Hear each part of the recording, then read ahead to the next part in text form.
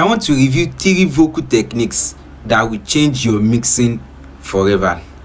If your beats have been sounding separate from your vocal, let these 3 things be at the back of your mind. The first technique is EQ.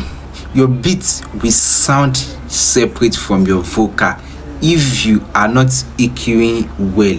I mean, if you are not EQing the right way. Just as I have this vocal now that someone sent me the beat and one of my students recorded this vocal.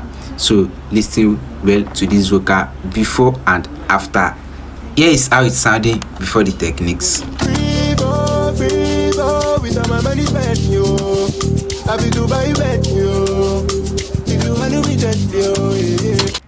And here is how it's sounding after I applied the techniques.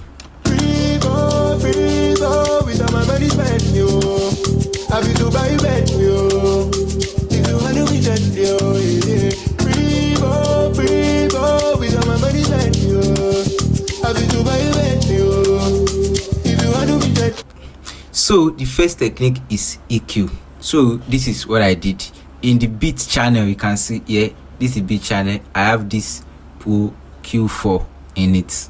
So, and here is what I did.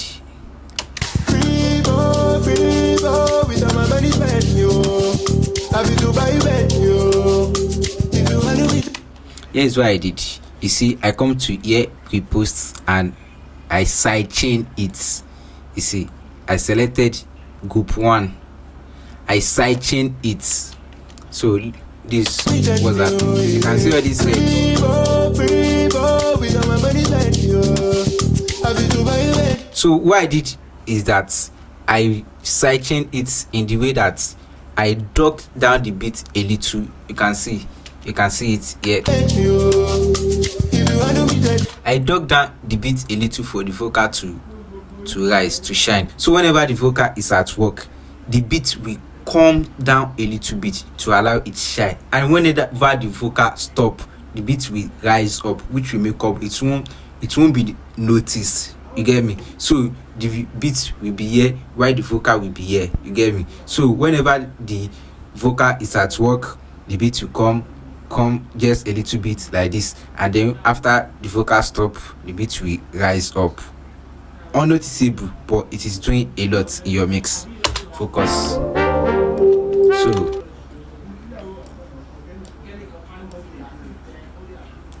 So let's bypass it and listen to how it's sounding.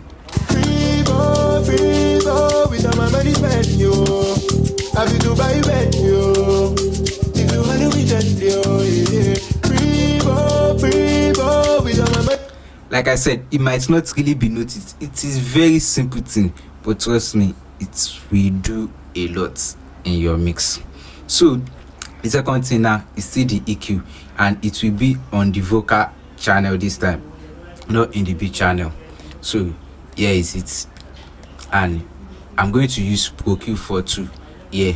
So what I just did here is just that I'm just going to bring it down from the middle range, from the mid frequency. I'm just going to bring it down a little bit. Since I am making the vocal shine ahead of the beat, whenever the beat is going on, the vocal comes down a little bit. So I just do it to make the middle of the range not too harsh. So I just duck it down a little bit to balance it.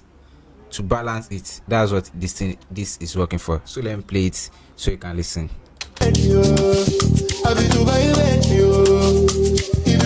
It's how it's sounding when I bypass it. Like I said, it might not really be noticed, but if you have a good ear, we still notice it.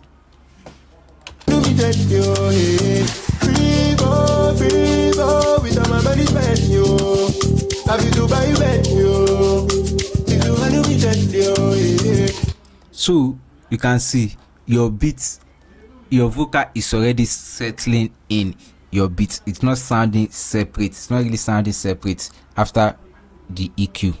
So the second technique is reverb. Adding reverb to your vocal is not by drawing reverb to it, whereby it's everyone can know that this song have reverb. Just focus, just watch how I'm going to do this reverb here and see what we're going to do. We are going to use 2 reverb in this vocal, whereby one will be on the actual channel and the second one will be sending. So the first one on the actual channel will be a very very small reverb. Let's see, where I'm going to use Fab Filter Pro for this one. So what this first reverb is going to do is that it's going to make the vocal sound more nice, sound more excited to the ear. It's going to give it a fuse of ambience. Listen to what I did here. Let's bypass it and see. Happy to buy Bentley. If you handle me gently, you can see it gives more energy, make it more stereo sounding. You feel me? It gives it more ambience. So what I did is that I just keep it small. You see the space is around 0.9, around 1, very small, and the mix is 25. I just keep it very little, like I said, because we are going to have another reverb which will be on the send. So let's listen again one more time, bypass and see. With all my money spent, yo. Happy to buy you can see the clear difference. We are not drowning our reverb in the mix. So now let's go to the send reverb, and we have this reverb here. We have this reverb, and this is what we did here. This time around we are doing a very very large reverb. The first one is a small one, and this time around is a very large. You can see here the space. You can see it is very large, and because I'm sending, so the mix is, I took the mix up to 100%, and then I just come here in the send. and just walk around it. So what this large reverb is doing is that, let me play for you to listen first and see the difference. People with my money spent, yo. Happy to buy you. So here is what the large reverb is doing in the mix. It's bringing the vocal more to life and making it more believable in the ear. So let's listen and bypass and see how it's sounding.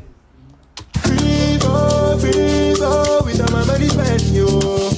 Happy to buy you. If you handle me gently, people with my money spent, yo. Happy to buy you. If you handle me gently. You see how the reverb is coming in without drowning your vocal into reverb. You see how the reverb is coming. This is a very amazing technique. So after this large space reverb, what I did now is adding this EQ just to centralize what the reverb is doing. I don't want the reverb to work at the low. I don't want the reverb to be more harsh at the low and at the highs. So I just centralize it.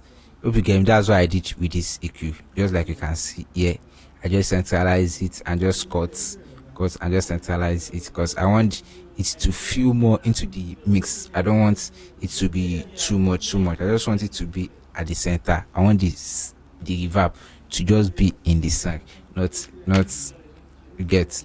So that's what I did. So the third technique is delay, and delay is, I think you all might be familiar with this. At the same time, still ignore it, because sometimes I feel like what you know is not enough. So it is just keeping it simple too, and sending your delay too.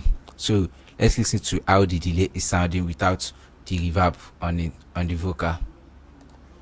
So the delay is sounding like this. Yo, hey. People with all my money spent, yo.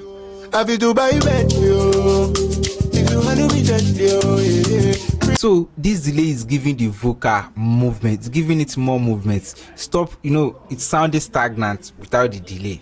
It's somehow sounding stagnant, but with the delay, it's giving it more movement, giving it more lively vibe. That's what this delay is doing. And also you can see, you can barely hear, it's just keeping it short. And this is what I did in the delay. You see, yeah, I just skip the feedback to 20, and I use my high pass, cut the high and low, just bringing it to this mid range. That's what I did. bringing it like what I did in the reverb. But then I was using EQ to do it, but this time around I just used this delay EQ, whereby I was just cutting. I just cut and bring it to the, just more of bringing it to the center. That's what I did.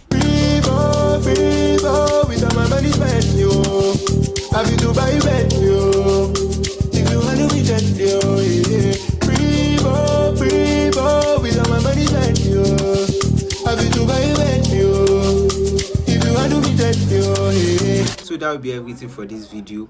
If you find this video helpful, don't forget to like, comment and share, and most important, subscribe. See you in my next video.